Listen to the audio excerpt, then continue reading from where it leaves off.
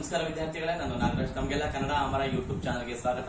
ಬನ್ನಿ ವಿದ್ಯಾರ್ಥಿಗಳೇ, ಈ ದಿನ 8ನೇ ತರಗತಿಯ ಕನ್ನಡ ಪಠ್ಯಪುಸ್ತಕದ ಭಾಗ 1ರಲ್ಲಿ ಇರತಕ್ಕಂತಹ ಮೊದಲನೇ ಪಾಠ ಮಗ್ಗದ ಸಾಹೇಬ. ಈ ಪಾಠದ ಬಗ್ಗೆ ಅಭ್ಯಾಸ ಮಾಡ್ತಾ ಹೋಗೋಣ.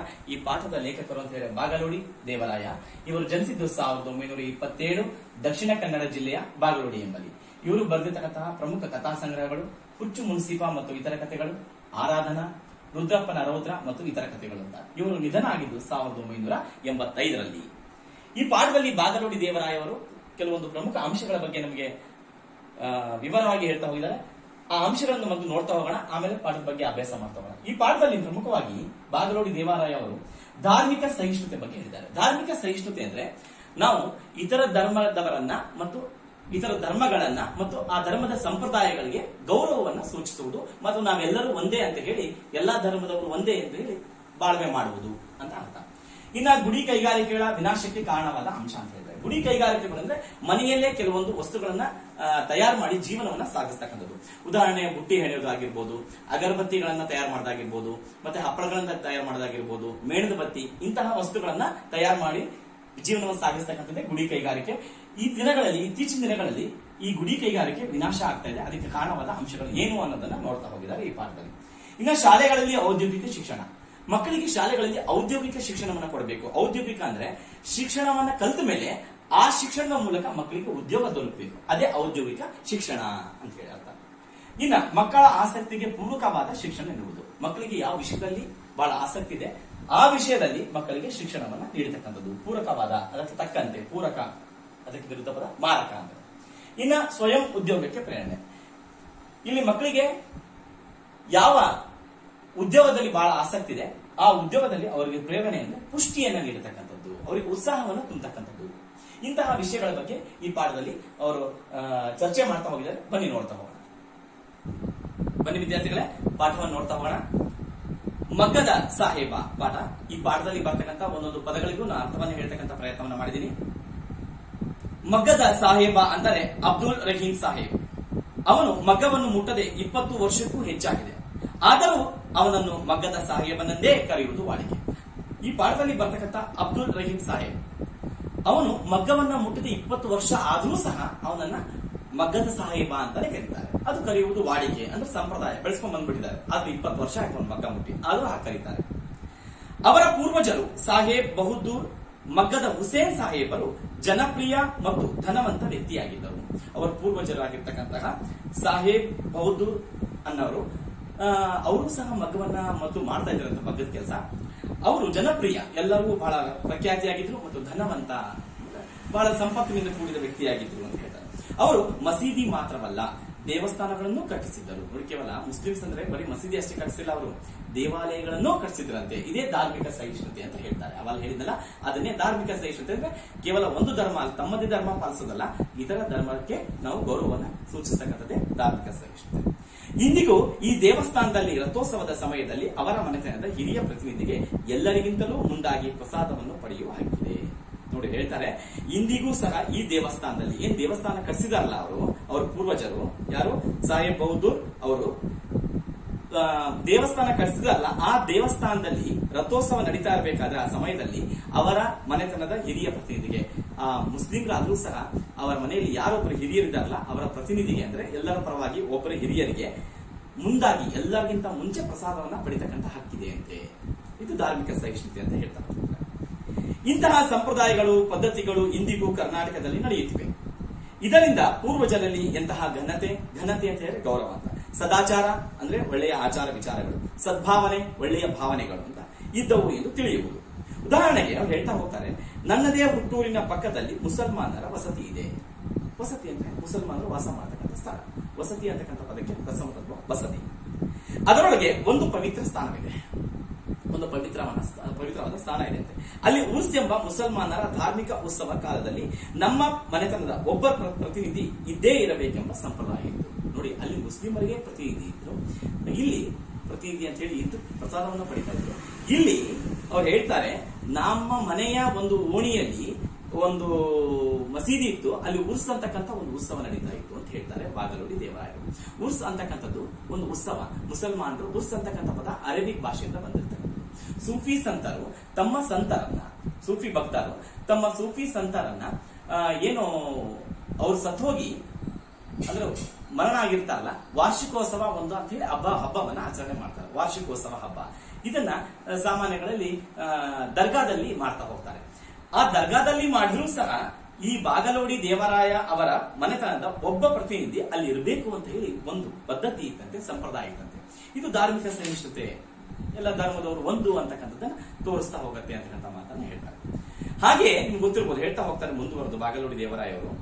ಗಣೇಶ ಚತುರ್ಥಿ, ಕೃಷ್ಣಾಷ್ಟಮಿಗಳ ಮರುದಿನ ಮುಸಲ್ಮಾನ ಸಮಾಜದ ಪ್ರತಿಷ್ಠಿತ ಮುಖ್ಯಸ್ಥರು ನಮ್ಮ ಮನೆಗೆ ಬರುವುದು, ಕುಶಲೋಪಚಾರ ಮಾತನಾಡುವುದು, ನಾವು ಅವರಿಗೆ ಮೋದಕ, ಉಂಡೆ, ಚಕ್ಕುಲಿ ಇತ್ಯಾದಿ ಹಬ್ಬದ ಭಕ್ಷ್ಯ ಭೋಜ್ಯಗಳನ್ನು ವಿತರಣೆ ಮಾಡುವ ಸಂಪ್ರದಾಯವಿತ್ತು ಅಂತ ಹೇಳ್ತಾರೆ. ಅವ್ರು ಹೇಳ್ತಾ ಹೋಗ್ತಾರೆ, ಗಣೇಶ ಚತುರ್ಥಿ ಹಬ್ಬ ಆಗಿರುವುದು, ಕೃಷ್ಣಾಷ್ಟಮಿ ಅಂದ್ರೆ ಕೃಷ್ಣ ಹುಟ್ಟಿದ ಒಂದು ದಿನ, ಅದನ್ನೇ ಆಚರಣೆ ಮಾಡ್ತೀವಿ. ಅದನ್ನು ಅಂತಹ ಒಂದು ಹಬ್ಬಗಳಲ್ಲಿ ಮುಸಲ್ಮಾನ ಸಮಾಜದ ಪ್ರತಿಷ್ಠಿತ ಮುಖ್ಯಸ್ಥರು, ಪ್ರತಿಷ್ಠಿತ ಅಂತ ಹೇಳಿದ್ರೆ ಇಲ್ಲಿ ಉನ್ನತ ಸ್ಥಾನವನ್ನ ಪಡೆದಿರ್ತಕ್ಕಂತಹ ಮುಖ್ಯಸ್ಥರು ಅವ್ರ ಮನೆಗೆ ಬರ್ತಾ ಇದ್ರಂತೆ. ಬಂದು ಮಾತಾಡ್ತಾ, ಕುಶಲೋಪಚಾರ ಅಂದ್ರೆ ಒಂದು ಒಳ್ಳೆ ರೀತಿಯಾಗಿರ್ತಕ್ಕಂಥ ಕ್ಷೇಮ ಸಮಾಚಾರವನ್ನ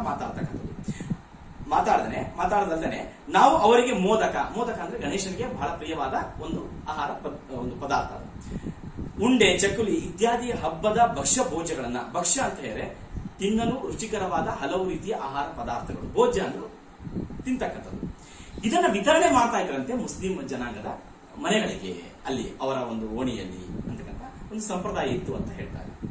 ಒಂದ್ಸಾರಿ ಅಥವಾ ಒಂದು ಬಾರಿ ನಮ್ಮ ತಾಯಿ ಕಾಯಿಲೆ ಬಿದ್ದ ಕಾರಣ, ಕಾಯಿಲೆ ಇದಕ್ಕೆ ಜೋಡಿ ಪದ, ಕಾಯಿಲೆ ಕಸಾಲೆ, ಕಾಯಿಲೆ ಬಿದ್ದ ಕಾರಣ ತಂದೆಯವರು ಏನ್ ಮಾಡಿದ್ರಂತೆ, ಅಂಗಡಿಯಿಂದ ಲಡ್ಡುಗಳನ್ನು ಕೊಟ್ಟುದಕ್ಕೆ ಅವರಿಗೆ ಬಹಳ ಸಿಟ್ಟು ಬಂತು. ಅವ್ರ ತಾಯಿಗೆ ಹುಷಾರಿಲ್ಲ ಅಂತ ಹೇಳ್ಬಿಟ್ಟು ಬಾಗಲೋಡಿ ಅವರ ತಂದೆ ಏನ್ ಮಾಡಿದ್ರು, ಅಂಗಡಿಯಿಂದ ಲಡ್ಡುಗಳನ್ನ, ಸಿಹಿ ಪದಾರ್ಥ ಅಂತಂದು ಮುಸ್ಲಿಮರಿಗೆ ಮನೆಗೆ ಕೊಟ್ಟಂತೆ. ಅವರಿಗೆ ಸಿಟ್ಟು ಬಂತಂತೆ. ಸಿಟ್ಟು ಬಂದು ಏನ್ ಹೇಳ್ತಾರೆ, ರಾಯರೇ, ಅಂಗಡಿಯಿಂದ ತೆಗೆದುಕೊಳ್ಳಲು ನಮ್ಮಲ್ಲಿ ಹಣವಿಲ್ಲವೇ? ಮನೆಯಲ್ಲಿ ಕಾಯಿಲೆ ಇದ್ದರೆ ಒಂದು ತುಂಡು ಬೆಲ್ಲವನ್ನು, ಕಲ್ಲು ಸಕ್ಕರೆ ಹರಳನ್ನು ಕೊಡಿ. ನಿಮ್ಮ ಮನೆಯಲ್ಲಿ ಹುಷಾರಿಲ್ಲ ಅಂದ್ರೆ ನಿಮ್ಮ ಮನೆಯವರಿಗೆ ನಮ್ಗೆ ಯಾವ್ದಾದ್ರು ಒಂದು ಸಿಹಿ ಪದಾರ್ಥ ಕೊಡಿ. ನಿಮ್ಮ ಹಬ್ಬದ ಪೂಜೆಯ ಪ್ರಸಾದವನ್ನು ನಾವು ತೆಗೆದುಕೊಳ್ಳುವುದು ತಲತಲಾಂತರದಿಂದ ಬಂದ ಹಳೆಯ ಸಂಪ್ರದಾಯ ಅಂತ ಹೇಳ್ಬಿಟ್ಟು ಪ್ರತಿ ವರ್ಷ ಕೊಡ್ತಾ ಹೋಗ್ತಿದ್ದೀರಾ, ಆ ಸಂಪ್ರದಾಯವನ್ನು ಹಾಗೆ ಉಳಿಸ್ಕೊಳ್ಳಿ, ನಮಗೆ ಅಂಗಡಿಯಿಂದ ತಂದಿರತಕ್ಕಂಥ ಲಡ್ಡುಗಳು ಬೇಡ ಅಂತ ಹೇಳ್ಬಿಟ್ಟು ಮುಸ್ಲಿಮರು ಹೇಳಿದ್ರಂತೆ. ಅಂಗಡಿಯ ಮಿಠಾಯಿಯನ್ನು ಪ್ರಸಾದವೆಂದು ಕೊಡುವುದು ಸರಿಯೇ ಎಂದು ಕೇಳಿಯೇ ಬಿಟ್ಟರು. ಸರಿಯಲ್ಲ ಅಂತ ಹೇಳಿದಂತೆ. ಅದು ಹೇಗೆ ಇರಲಿ ನೋಡಿ, ಧಾರ್ಮಿಕ ಸಹಿಷ್ಣುತೆ ಬಗ್ಗೆ ಹೇಳಿದ್ರಿ, ಎಲ್ಲ ಒಂದು ಅಂತ ಹೇಳ್ಬಿಟ್ಟು ನೆಕ್ಸ್ಟ್ ಹೇಳ್ತಾರೆ, ಅದು ಹೇಗೆ ಇರಲಿ. ಈಗ ಅಬ್ದುಲ್ ರಹೀಮನಿಗೆ ಮಗದ ಸಾಹೇಬ ಎಂದು ಹೇಳಿದ್ರೆ ಬಹು ಸಿಟ್ಟು ಬರುತ್ತಿತ್ತು, ಬಹಳ ಸಿಟ್ಟು ಬರ್ತಾ ಇತ್ತು. 20 ವರ್ಷಕ್ಕೂ ಹೆಚ್ಚಾಯ್ತು ಮಗವನ್ನ ಮುಟ್ಟಿದೆ. ಯಾರ ಮಗದ ಸಾಹೇಬ ಅಂತ ಸಿಟ್ಟು ಬರ್ತಾ ಇತ್ತು. ಯಾಕೆ? ಅನಿಷ್ಟ ಮಗದ ಹೆಸರೆತ್ತಬೇಡಿ. ನೋಡಿ, ಅದನ್ನ ಅನಿಷ್ಟ ಅಂತ ಕರೀತಾನೆ. ಅದು ಅನಿಷ್ಟ, ನನ್ನ ಜೀವನಕ್ಕೆ ಅದು ಅನಿಷ್ಟ, ನನಗೆ ಬಹಳ ಕೆಟ್ಟದ್ದನ್ನ ಮಾಡಿದೆ, ಅದರಿಂದ ನಾನು ಉದ್ಧಾರ ಆಗಿಲ್ಲ ಅಂತಕ್ಕಂಥ ಒಂದು ಮಾತನ್ನ ಹೇಳ್ತಾರೆ ಮಗದ ಸಾಹೇಬ. ಅದರ ಹೆಸರೆತ್ತಬೇಡಿ, ಮಗ್ಗವಲ್ಲ ಅದು ಕೊರಳಿಗೆ ಹಗ್ಗ ಅಂತ ಅಂದುಕೊಂಡಿದ್ದಾನಂತೆ ಎಂಬುದು ಆತನ ನಿರಾಶೆ ಮತ್ತು ರೋಷಗಳ ಉದ್ಗಾರವಾಗಿದೆ. ನೋಡಿ, ಉದ್ಗಾರವಾಗಿತ್ತು. ಉದ್ಗಾರ ಅಂದ್ರೆ ತನ್ನ ಮಾತಿನ ಮೂಲಕ ತನ್ನ ನಿರಾಸೆಯನ್ನ ಮತ್ತು ರೋಷ ಅಂದ್ರೆ ಸಿಟ್ಟನ್ನ ಹೊರ ಹಾಕ್ತಕ್ಕಂಥದ್ದೇ ಉದ್ಗಾರ. ಏಕೆಂದರೆ ಅವರ ಅಜ್ಜನ ಕಾಲದಲ್ಲಿ ಯಾರು ಮಗದ ಸಾಹೇಬನಾಗಿರ್ತಕ್ಕಂಥ ಯಾರು ಅಬ್ದುಲ್ ರಹೀಂ ಅವರ ಅಜ್ಜನ ಕಾಲದಲ್ಲಿ ಬ್ರಿಟಿಷರು ಅಗ್ಗದ ವಿಲಾಯಿತಿ ಮಿಲ್ಲಿನ ಬಟ್ಟೆಗಳನ್ನು, ವಿಲಾಯಿತಿ ಅಂದ್ರೆ ಹೊರ ದೇಶದ ಅಂತ, ಮಿಲ್ಲಿನ ಬಟ್ಟೆಗಳನ್ನು ನಮ್ಮ ದೇಶದಲ್ಲಿ ಹೇರಿಬಿಟ್ಟರು. ಅವರ ಬಟ್ಟೆಗಳನ್ನ ಬ್ರಿಟಿಷರು ಇಲ್ಲಿ ತಂದು ಮಾರ್ಲಿಕ್ಕೆ ಪ್ರಾರಂಭ ಮಾಡಿದ್ರು. ಅವೇನೋ ನಿಜಕ್ಕೆ ನಿಕೃಷ್ಟ ವಸ್ತುಗಳು. ನಿಕೃಷ್ಟ ಅಂತ ಹೇಳಿದ್ರೆ ಕೀಳಾದ ಅಥವಾ ಕೆಳಮಟ್ಟದ, ತುಚ್ಛ ಕೆಳಮಟ್ಟದ ಬಟ್ಟೆಗಳು. 1 ವರ್ಷದೊಳಗೆ ಕಲೆ ಬರಗಳಾಗಿ ಹರಕು ಚಿಂದಿಯಾಗುವುದು. ಕಲೆ ಬರಗಳಾಗಿದ್ರೆ ತಮ್ಮ ಬಣ್ಣವನ್ನೇ ಕಳ್ಕೊಂಡ್ಬಿಡವು ಅಂತ. ಬಣ್ಣವೋ 1 ತಿಂಗಳಲ್ಲಿ ವಿವರಣವಾಗಿ 2 ತಿಂಗಳಲ್ಲಿ ಮಾಯವಾಗುವುದು. ಅದರ ಬಣ್ಣ 1 ತಿಂಗಳಲ್ಲಿ, ವಿವರಣ ಅಂದ್ರೆ ಬಣ್ಣ ಇಲ್ಲದೆ ಇರ್ತಕ್ಕಂಥದ್ದು, ವಿವರಣವಾಗಿ 2 ತಿಂಗಳಲ್ಲಿ ಪೂರ್ತಿ ಅದು ಮಾಯ ಆಗ್ಬಿಡ್ತಿತ್ತು, ಹರಿದೋಗ್ಬಿಡ್ತಿತ್ತು. ಅಂತಹ ವಸ್ತುಗಳನ್ನ ಬ್ರಿಟಿಷರು ನಮ್ಮ ದೇಶಕ್ಕೆ ತಂದು ಮಾರಾಟ ಮಾಡ್ಲಿಕ್ಕೆ ಪ್ರಾರಂಭ ಮಾಡಿದ್ರು. ಆದ್ರೇನು ಬಹು ಅಗ್ಗ ಅಂದ್ರೆ ಬಹಳ ಕಡಿಮೆ ರೇಟಿಗೆ ಸಿಗ್ತಾ ಇತ್ತು, ಕಡಿಮೆ ಹಣಕ್ಕೆ ಸಿಗ್ತಾ ಇತ್ತು. ಜನರಿಗೆ ಬೇಕಾದದ್ದು ಅಗ್ಗದ ವಸ್ತು, ಜನರಿಗೂ ಅದೇ ಬೇಕಾಗಿತ್ತು. ಅಗ್ಗ ವಿರುದ್ಧ ಪದ ತುಟ್ಟಿ. ಅಗ್ಗ ಅಂದ್ರೆ ಕಡಿಮೆ, ತುಟ್ಟಿ ಅಂದ್ರೆ ಜಾಸ್ತಿ. ಗುಣವನ್ನು ಯಾರು ಕೇಳುತ್ತಾರೆ? ಅಗ್ಗದ ಮಾಲಿನ್ಯದೇ ಅಧಿಪತ್ಯವಾಯಿತು. ಅಗ್ಗದ ಅಂದ್ರೆ ಕಡಿಮೆ ರೇಟಿಗೆ ಸಿಗ್ತಕ್ಕಂಥದ್ದು, ಕಡಿಮೆ ಬೆಲೆಗೆ ಸಿಗ್ತಕ್ಕಂತಹ ಒಂದು ವಸ್ತುವಿಗೆ, ಆ ಒಂದು ಬಟ್ಟೆಗೆ ಅದೇ ಅಧಿಪತ್ಯವಾಯಿತು ಅಂತ ಹೇಳಿದ್ರೆ ಇಲ್ಲಿ ಯಜಮಾನಿಕೆ ಅದರದೇ ಆಯಿತು, ಅದೇ ಅಧಿಕಾರ ಪಡ್ಕೊಂಡ್ಬಿಡ್ತು, ಅದರದೇ ಒಡೆತನ ಆಯಿತು. ಮಗ್ಗದವರು ಭಿಕಾರಿಗಳಾದ್ರು. ಮಗ್ಗ ಏನ್ ನಂಬ್ಕೊಂಡು ಜೀವನ ಮಾಡ್ತಿದ್ದಲ್ಲ, ಭಿಕಾರಿಗಳಾದ್ರು. ಆದ್ದರಿಂದ ಮಗ್ಗ ಅಂದ್ರೆ ಇವರಿಗೆ ಅಬ್ದುಲ್ ರಹೀಮ್ಗೆ ಬಹಳ ಸಿಟ್ಟು. ಅವರ ಅನ್ನಕ್ಕೆ ಸಂಚಕಾರವಾಯಿತು, ಅನ್ನ ತಿನ್ನೋಕ್ಕೂ ಗತಿ ಇಲ್ದಂಗಾಯ್ತು. ಯಾವಾಗ ಬ್ರಿಟಿಷರು ಅಲ್ಲಿಯ ಬಟ್ಟೆಗಳನ್ನು ಇಲ್ಲಿ ತಂದು ಮಾರಲಿಕ್ಕೆ ಪ್ರಾರಂಭ ಮಾಡಿದ್ರು, ಇವರಿಗೆ ಅನ್ನ ತಿನ್ನೋದು ಕಷ್ಟ ಆಯ್ತು. ಅಷ್ಟು ಒಂದು ಭಿಕಾರಿಯ ಒಂದು ಪರಿಸ್ಥಿತಿಯನ್ನು ಅವರು ಎದುರಿಸಬೇಕಾಯಿತು. ಸಂಚಕಾರವಾಯಿತು ಅಂದ್ರೆ ಕೊರತೆ ಆಯಿತು, ಅನ್ನಕ್ಕೂ ಕೊರತೆ ಆಯಿತು, ಕುತ್ತು ತೊಂದರೆ ಬಂತು ಅಂತ ಹೇಳ್ತಾ ಹೋಗ್ತಾರೆ. ಪಾಪ ಅಬ್ದುಲ್ ರಹೀಮನ ಗತಿ ಇದೆ. ಹಿರಿಯರು ಕಟ್ಟಿದ ಭವ್ಯವಾದ ಹಳೆಯ ಕಾಲದ ಮನೆ, ವಿಶಾಲವಾದ ತೋಟ ಇತ್ತು. ವಿಶಾಲ ವಿರುದ್ಧವಾದ ಸಂಕುಚಿತ ಅಂತ. ಆದರೆ ಮಗ್ಗಗಳೆಲ್ಲ ಧೂಳು ತುಂಬಿ ಜೇಡಿನ ಬಲೆಗಳಿಂದ ಆಚ್ಛಾದಿತವಾಗಿವೆ. ಇವತ್ತು ಮಗ್ಗ ಮುಟ್ಟಿದ 20 ವರ್ಷಗಳಕ್ಕೂ ಜಾಸ್ತಿ ಆಯಿತು. ಮಗ್ಗ ತುಂಬಾ ಪೂರ್ತಿ ಧೂಳು ತುಂಬಿಕೊಂಡಿದೆ. ಆಚ್ಛಾದಿತ ಅಂದ್ರೆ ತುಂಬಿ ಹೋಗಿದೆ, ಧೂಳಿಂದ ತುಂಬಿ ಹೋಗಿದೆ, ಮುಚ್ಚಿ ಹೋಗಿದೆ ಅಂತ. ಮನೆಯಲ್ಲಿ ಊಟಕ್ಕೆ ಇದೆಯೋ ಇಲ್ಲವೋ ಎಂಬಂತಾಗಿದೆ. ಅಷ್ಟು ಕಷ್ಟದ ಜೀವನವನ್ನ ಇವತ್ತು ಅಬ್ದುಲ್ ರಹೀಂ ನಡೆಸ್ತಾ ಇದ್ದಾರೆ. ಈಗ ಅವನಿಗೆ ಒಂದೇ ಹಠ ಅವನಿಗೆ. ಏನಪ್ಪ? ಒಂದೇ ವೃತ ಅಂದ್ರೆ ಇಲ್ಲಿ ಉಪವಾಸ ಅಲ್ಲ. ವೃತ ಅಂದ್ರೆ ಒಂದೇ ಸಂಕಲ್ಪ, ಅವನು ಒಂದೇ ಪ್ರತಿಜ್ಞೆ. ಏನಪ್ಪಾ ಅಂದ್ರೆ ಅವನ 3 ಗಂಡು ಮಕ್ಕಳಿಗೆ ಒಂದಿಷ್ಟಾದರೂ ವಿದ್ಯಾಭ್ಯಾಸ ಕೊಡಿಸಿ ಸರ್ಕಾರಿ ನೌಕರನ್ನಾಗಿ ಮಾಡಬೇಕು ಎಂದು. ಅವರು 3 ಜನ ಗಂಡು ಮಕ್ಕಳಿದ್ದಾರೆ ಅಂದ್ರೆ ಅವರಿಗೆ ಒಂದು ವಿದ್ಯಾಭ್ಯಾಸ ಕೊಡಿಸಿ ಅವರಿಗೆ ಸರ್ಕಾರಿ ನೌಕರನ್ನಾಗಿ ಮಾಡಬೇಕು. ನಂತರ ಈ ರೀತಿ ಮಗ್ಗವನ್ನೇ ನಂಬ್ಕೊಂಡು ಜೀವನ ಮಾಡಿದ್ರೆ ಮಗ್ಗ ನಂಬ್ಕೊಂಡು ಜೀವನ ಮಾಡಕ್ಕಾಗಲ್ಲ. ಆ ದಿನಗಳು ಇಲ್ಲ ಈಗ. ಆದ್ದರಿಂದ ಅವರಿಗೆ ಚೆನ್ನಾಗಿ ವಿದ್ಯಾಭ್ಯಾಸವನ್ನು ಕೊಡಿಸಿ ಒಂದು ನೌಕರಿ ಕೊಡಿಸಬೇಕು, ಅದು ಸರ್ಕಾರಿ ನೌಕರಿನೇ ಕೊಡಿಸಬೇಕು ಅಂತ ಒಂದು ಹಠ, ಒಂದು ಪ್ರತಿಜ್ಞೆ ಇತ್ತು. ಇಬ್ಬರು ಮಕ್ಕಳು ವಿಧೇಯರಾಗಿ ಅಂದ್ರೆ ಹೇಳಿದಂತೆ ಕೇಳಿ, ಅವರಪ್ಪ ಹೇಳಿದಂತೆ ಕೇಳಿದ್ರು. ವಿಧೇಯರಾಗಿ ಅವನ ಅಭೀಷ್ಟ ಅಂದ್ರೆ ಅವನ ಇಚ್ಛೆಯನ್ನ, ಆಸೆಯನ್ನ ನೆರವೇರಿಸಿದರು. ಒಬ್ಬ ಸರ್ಕಾರಿ ಕಚೇರಿಯಲ್ಲಿ ಗುಮಾಸ್ತನಾದ, ಇನ್ನೊಬ್ಬ ಪೋಸ್ಟ್ ಮಾಸ್ತರ್ನಾದ. ಇಬ್ಬರು ಗಂಡು ಮಕ್ಕಳು ಕೆಲಸವನ್ನು ತಗೊಂಡ್ರು. ಆದ್ರೆ 3 ಜನ ಇದ್ದಾರೆ. ಆದರೆ ಕೊನೆಯ ಮಗ ಕರೀಂನಿಂದ ಬಹಳ ನಿರಾಸೆ ಉಂಟಾಯಿತು. ಕರೀಂನಿಂದ ಬಹಳ ನಿರಾಸೆ ಆದಂತೆ 3ನೇ ಮಗನಿಂದ. ಆದರೆ ಕೊನೆಯ ಮಗ ಕರೀಂನಿಂದ ಬಹಳ ನಿರಾಸೆ ಉಂಟಾಯಿತು. ಏನ್ ನಿರಾಸೆ ನೋಡ್ತಾ ಹೋಗೋಣ. ಕರೀಂ ಆಟದಲ್ಲೂ ಪಾಠದಲ್ಲೂ ಬಹು ಚುರುಕು. ಪಾಠ ಅದಕ್ಕೆ ಜೋಡಿ ಪದ ಪ್ರವಚನ. ಆಟದಲ್ಲಾಗ್ಲಿ ಪಾಠದಲ್ಲಾಗ್ಲಿ ಬಹಳ ಚುರುಕಿದ್ದಂತೆ. ಬುದ್ಧಿವಂತ, ಹಸನ್ಮುಖಿ, ಅವನು ನಗ್ತಾ ಇದ್ದ, ಎಲ್ಲರಿಗೂ ಬೇಕಾದವನಾಗಿದ್ದ. ಆದರೆ ಏನೋ ಕಾರಣದಿಂದ ಅವನಿಗೆ ಅನಿಷ್ಟ ಮಗ್ಗದಲ್ಲಿ ಬಹಳ ಅಭಿರುಚಿ. ನೋಡಿ, ಅದನ್ನ ಅನಿಷ್ಟ ಅಂತಾನೆ ಕರ್ಕೊಂಡ್ ಬರ್ತಾ ಇದ್ದಾರೆ. ಯಾಕೆ ಅನಿಷ್ಟ ಅಂತ ಕರೀತಾರೆ ಅಂದ್ರೆ ಜೀವನಕ್ಕೆ ಅದು ಇವತ್ತು ಕುತ್ತಾಗಿದೆ. ಅದರಿಂದ ಒಂದು ತುತ್ತು ಅನ್ನ ಸಿಗ್ತಾ ಇಲ್ಲ. ಆದ್ದರಿಂದ ಇವತ್ತು ಅನಿಷ್ಟ ಅಂತಕ್ಕಂಥ ಒಂದು ಪದವನ್ನ ಅಲ್ಲಿ ಬಳಸಿದ್ದಾರೆ. ಮನೆಯಲ್ಲಾದರೂ ಮಗ್ಗವನ್ನು ಮುಟ್ಟಲು ತಂದೆ ಬಿಡುತ್ತಿರಲಿಲ್ಲ. ಮಗ್ಗ ಮುಟ್ಟಬೇಡ ಅಂತ ಹೇಳ್ತಿದ್ದ. ಯಾಕೆಂದ್ರೆ ನನ್ನ ಜೀವನ ಹಾಳಾಗಿದೆ, ಅದರಿಂದ ನಿಮ್ ಜೀವನ ಹಾಳು ಮಾಡ್ಕೋಬೇಡಿ ಅಂತ ಹೇಳ್ಬಿಟ್ಟು ತಂದೆ ಹೇಳ್ತಾ ಇದ್ದ. ಅದನ್ನ ಮಕ್ಕಳಿಗೆ ಮುಟ್ಲಿಕ್ಕೆ ಬಿಡ್ತಿರ್ಲಿಲ್ಲ. ಆದರೆ ಮಗನ ಗ್ರಹಚಾರ ಎನ್ನಿ ಶಾಲೆಯಲ್ಲಿಯೇ ಮಗ್ಗ ಉದ್ಭವಿಸಬೇಕೇ? ಅವನ ಗ್ರಹಚಾರಕ್ಕೆ, ಅವನ ಒಳ್ಳೆತನಕ್ಕೆ ಗೊತ್ತಿಲ್ಲ. ಶಾಲೆಯಲ್ಲಿ ಮಗ್ಗ ಉದ್ಭವಿಸಬೇಕೆ? ಶಾಲೆಯಲ್ಲಿ ಅದನ್ನ ಮಗ್ಗವನ್ನ ತರಿಸ್ಬಿಟ್ರಂತೆ. ಶಾಲೆಯಲ್ಲಿ ಶಿಕ್ಷಣ ಪ್ರಾರಂಭ ಆಯ್ತಂತೆ. ಯಾಕೆ ಅಂತ ಹೇಳ್ತಾ ಹೋಗ್ತಾರೆ. ಮಹಾತ್ಮ ಗಾಂಧಿ ಪ್ರೇರಣೆಯಿಂದ ಕೆಲವು ಶಾಲೆಗಳಲ್ಲಿ ನವೀನ ಶಿಕ್ಷಣ ಆರಂಭವಾಯಿತು. ಮಹಾತ್ಮ ಗಾಂಧೀಜಿಯವರು ಪ್ರೇರಣೆಯಿಂದ ನವೀನ ಶಿಕ್ಷಣ, ಹೊಸ ರೀತಿಯ ಶಿಕ್ಷಣವನ್ನು ಕೊಡಬೇಕು ಅಂತ ಹೇಳ್ಬಿಟ್ಟು, ಅದು ಔದ್ಯೋಗಿಕ ಶಿಕ್ಷಣ ಅಂತ ಕರಿತೀವಿ, ಪ್ರಾರಂಭ ಆಯ್ತಂತೆ. ನವೀನ, ಅದು ಪ್ರಾಚೀನ, ಅರ್ವಾಚೀನ ಅಂತಾನು ಕರಿಬಹುದು ವಿರುದ್ಧ ಪದ. ಈ ವ್ಯವಸ್ಥೆಯಲ್ಲಿ, ವ್ಯವಸ್ಥೆ ವಿರುದ್ಧ ಪದ ಅವ್ಯವಸ್ಥೆ, ಈ ವ್ಯವಸ್ಥೆಯಲ್ಲಿ ವಿದ್ಯಾರ್ಥಿಗಳಿಗೆ ಹಲವು ತರಹದ ಔದ್ಯೋಗಿಕ ಶಿಕ್ಷಣ ನೀಡುವುದು. ಔದ್ಯೋಗಿಕ ಅಂತ ಹೇಳಿದ್ರೆ ಉದ್ಯೋಗವನ್ನು ನೀಡಬಲ್ಲ ಶಿಕ್ಷಣವನ್ನು ನೀಡುವುದು, ಕೊಡುವುದು. ಮತ್ತು ಅವರಲ್ಲಿ ಹಸ್ತಕೌಶಲ ಕೈಚಳಕವನ್ನ ಮತ್ತು ದೇಹಶ್ರಮದಲ್ಲಿ ಗೌರವ ಭಾವವನ್ನು ಉಂಟು ಮಾಡುವುದು ಒಂದು ಭಾಗವಾಗಿತ್ತು. ಅಲ್ಲೇನ್ ಹೇಳ್ತಾರೆ ಅಂತ ಹೇಳಿ, ದೇಹದಲ್ಲಿ ಶ್ರಮ ಹಾಕ್ಬೇಕು, ಅವ್ರು ಕಷ್ಟ ಪಡ್ಬೇಕು. ಉದಾಹರಣೆ ಕೊಡ್ಬೋದು ಅಂತ ಹೇಳಿದ್ರೆ ಕೈಗಾರಿಕೆ ಅಥವಾ ಒಂದು ಕೃಷಿ ಆಗಿರ್ಬೋದು. ಕೃಷಿ ಕೆಲಸ ಮಾಡಿದ್ರು ಅದಕ್ಕೆ ಉದಾಹರಣೆ ಆಗುತ್ತೆ, ಒಂದು ಭಾಗವಾಗುತ್ತೆ. ಕೆಲವರಿಗೆ ಬಡಗಿಯ ಕೆಲಸ, ನೋಡಿ ಅದು ನವೀನ ಶಿಕ್ಷಣ, ಒಂದು ಶಿಕ್ಷಣ ಪದ್ಧತಿ. ಇನ್ ಕೆಲವರಿಗೆ ಬೆತ್ತದ ಕುರ್ಚಿ ಕೆಲಸ ಇತ್ಯಾದಿ ಸಾಮಗ್ರಿಗಳನ್ನು ಮಾಡುವ. ಇನ್ ಕೆಲವರಿಗೆ ಕೃಷಿ, ಕೆಲವರಿಗೆ ಮಗ್ಗದ ಕೆಲಸವನ್ನು ಕಲಿಸತೊಡಗಿದ್ರು. ಈ ರೀತಿಯಾಗಿರ್ತಕ್ಕಂಥ ಶಿಕ್ಷಣ ಪದ್ಧತಿ ಶಾಲೆಗೆ ಬಂತು. ಹುಡುಗ ಕರೀಂ ಮಗ್ಗದ ಕೆಲಸವನ್ನು ಮೀನು ನೀರಿನಲ್ಲಿ ಈಜುವಷ್ಟು ಸುಲಭವಾಗಿ ಕಲಿತು ಬಹು ನಿಪುಣನಾಗಿ ಬಿಟ್ಟ. ಅಲ್ಲಿ ಅಬ್ದುಲ್ ರಹೀಮನ ಮಗ ಕರೀಂ ಏನ್ ಮಾಡ್ದ, ಶಾಲೆಗೆ ಬಂದಿರತಕ್ಕಂತಹ ನವೀನ ಶಿಕ್ಷಣದ ಒಂದು ಭಾಗವಾದ ಈ ಮಗ್ಗದ ಕೆಲಸವನ್ನ ಬಹಳ ನೀರಿನಲ್ಲಿ ಮೀನು ಈಜುವಷ್ಟು, ನೋಡಿ ಯಾಕಷ್ಟು ಬೇಗ ಕಲ್ತ್ಬಿಟ್ಟ ಅಂದ್ರೆ ಅದು ಮೊದಲಿಂದಲೂ ತಲಾಂತರದಿಂದ ಅವ್ರ ಮನೆಯಲ್ಲಿ ಮಾಡ್ಕೊಂಡು ಬರ್ತಾ ಇದ್ರು, ನೋಡಿದ್ದ, ಕಲ್ತಿದ್ದ, ತಿಳ್ಕೊಂಡಿದ್ದ. ಆದ್ದರಿಂದ ಅವನಿಗೆ ಬಹಳ ಬೇಗ ಬಂದ್ಬಿಡ್ತು. ಅದರ ನಿಪುಣನಾಗಿ ಬಿಟ್ಟ. ನಿಪುಣ ಅಂದ್ರೆ ಅದರಲ್ಲಿ ಪರಿಣಿತಿಯನ್ನು ಪಡೆದಿರ್ತಕ್ಕಂಥವನು, ನುರಿತವನು, ನೈಪುಣ್ಯತೆ ಪಡೆದು ಬಿಟ್ಟ ಅಂತ ಅರ್ಥ ಇಲ್ಲಿ. ಅವನ ತಂದೆಗೆ ರೋಷ ಉಕ್ಕಿ ಬಂತು. ಮನೆಯಲ್ಲಿ ನೋಡಿದ್ರೆ ಮುಟ್ಲಿಕ್ಕೆ ಬಿಡ್ತಿರ್ಲಿಲ್ಲ, ಶಾಲೆಯಲ್ಲಿ ನೋಡಿದ್ರೆ ಮಗ್ಗವನ್ನ ಹೇಳ್ಕೊಳ್ಳಿ ಪ್ರಾರಂಭ ಮಾಡ್ಬಿಟ್ರು. ರೋಷ ಉಕ್ಕಿ ಬಂತು, ಸಿಟ್ಟು ಬಂತು. ಮುಖ್ಯೋಪಾಧ್ಯಾಯ ಶಂಕರಪ್ಪ ಅವರೊಡನೆ ನಿಷ್ಠುರವಾಗಿ ಜಗಳವಾಡಿದ್ದನು. ನಿಷ್ಠುರ ಅಂತ ಹೇಳಿದ್ರೆ ಇಲ್ಲಿ ಕಠೋರವಾಗಿ ಜಗಳಾಡಿದ್ರು. ಏನಂತ ಹೇಳ್ತಾ ಹೋಗ್ತಾರೆ ನೋಡಿ. ಆದರೆ ಹುಡುಗ ಕರೀಂ ಶಾಲೆಯ ಮಗ್ಗದಲ್ಲಿ ಒಂದು ಪರಿವರ್ತನೆಯನ್ನು ತನ್ನದೇ ಬುದ್ಧಿವಂತಿಕೆ ಹಾಗೂ ಕೌಶಲ್ಯದಿಂದ ಮಾಡಿಬಿಟ್ಟಿದ್ದ. ಒಂದು ಪರಿವರ್ತನೆಯನ್ನ, ಒಂದು ಬದಲಾವಣೆಯನ್ನ, ಅದು ಎಂತಹ ಬದಲಾವಣೆ, ಧನಾತ್ಮಕವಾದ ಬದಲಾವಣೆಯನ್ನು ಮಾಡಿದ, ಏನೋ ಒಂದು ಮಾರ್ಪಾಡನ್ನ ಮಾಡಿದ್ದ ಮಗ್ಗದಲ್ಲಿ. ತನ್ನದೇ ಬುದ್ಧಿವಂತಿಕೆ ಮತ್ತು ಕೌಶಲ್ಯದಿಂದ ಮಾಡಿಬಿಟ್ಟಿದ್ದ. ಅದನ್ನ ಶಂಕರಪ್ಪ ಅವರು ಸ್ವಾಭಾವಿಕ